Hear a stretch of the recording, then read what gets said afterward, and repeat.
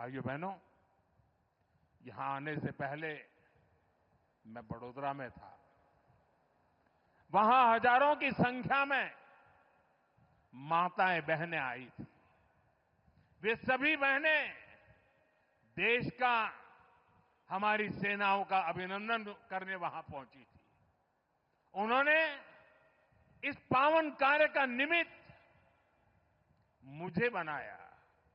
मैं इसके लिए हमारी मातृशक्ति को नमन करता हूं।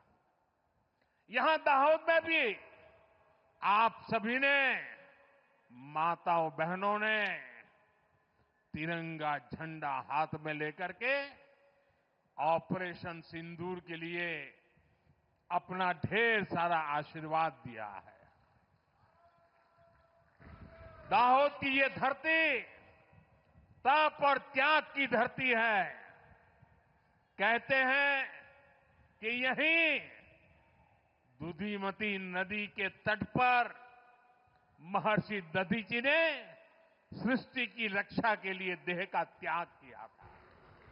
ये वो धरती है जिसने क्रांतिवीर तात्या टोपे के संकट के समय सहायता की थी। मानगढ़ धाम यहां से ज्यादा दूर नहीं है। मानगढ़ धाम गोविंद गुरु की सैकड़ों आदिवासी सेनानियों के बलिदान का प्रतीक है। यानी ये क्षेत्र मां भारती की मानवता की रक्षा के लिए हमारे तप और त्याग को दर्शाता है। जब हम भारतीयों के संस्कार हैं तो सोचिए, जम्मू कश्मीर के पहलगाम में आतंकवादियों ने जो कुछ किया, क्या भारत चुप बैठ सकता है? क्या मोदी चुप बैठ सकता है? जब कोई हमारी बहनों के सिंदूर को मिटाएगा तो उसका भी मिटना तय हो जाता है।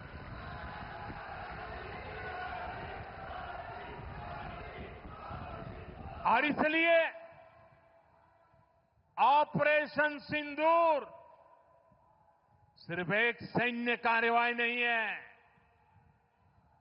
ये हम भारतीयों के संस्कारों, हमारी भावनाओं की अभिव्यक्ति है। आतंक फैलाने वालों को सपने में भी सोचा नहीं होगा मोदी से मुकाबला करना कितना मुश्किल होता है।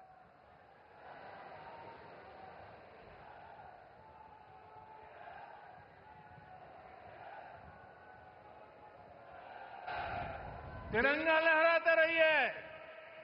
तिरंगे की आन बान शान का जरा सोचिए, बाल बच्चों के सामने पिता को गोली मार दी। आज भी वो तस्वीरें देखते हैं तो खून खौल जाता है। आतंकवादियों ने 140 करोड़ भारतीयों को चुनौती दी थी। इसलिए मोदी ने वही किया जिसके लिए देशवासियों ने, आपने मुझे प्रधान सेवक की जिम्मेदारी दी। मोदी ने अपनी तीनों सेनाओं को खुली छूट दी और हमारे शूरवीर ने वो कर दिखाया जो दुनिया ने पिछले कई दशकों से नहीं देखा था।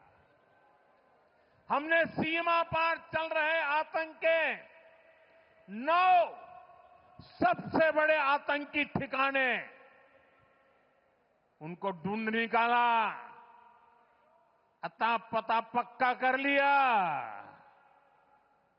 और 22 तारीख को उन्होंने जो खेल खेला था, 6 तारीख रात को 22 मिनट में हमने उनको मिट्टी में मिला दिया।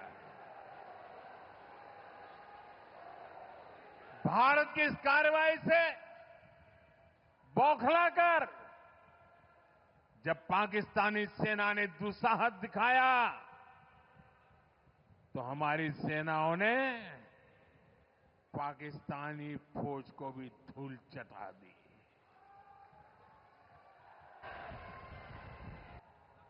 मुझे बताया गया यहां भी हमारे सेना के निवृत्त जवान बहुत बड़ी तादाद में आए हैं। हमारे कार्यक्रम में वो मौजूद है। मैं उनका भी सलाम करता हूं। मैं दाहोद की इस तपोभूमि से एक बार फिर देश की सेना के शौर्य को नमन करता हूं। साथियों, बंटवारे के बाद जिस देश का जन्म हुआ उसका एकमात्र लक्ष्य भारत से दुश्मनी है, भारत से नफरत है, भारत का नुकसान करना है। लेकिन भारत का लक्ष्य अपने यहां गरीबी को दूर करना है, अपनी अर्थव्यवस्था को मजबूत करना है, खुद को विकसित बनाना है।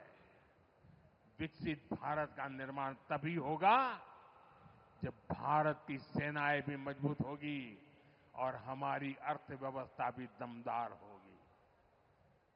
हम इसी दिशा में लगातार काम कर रहे हैं।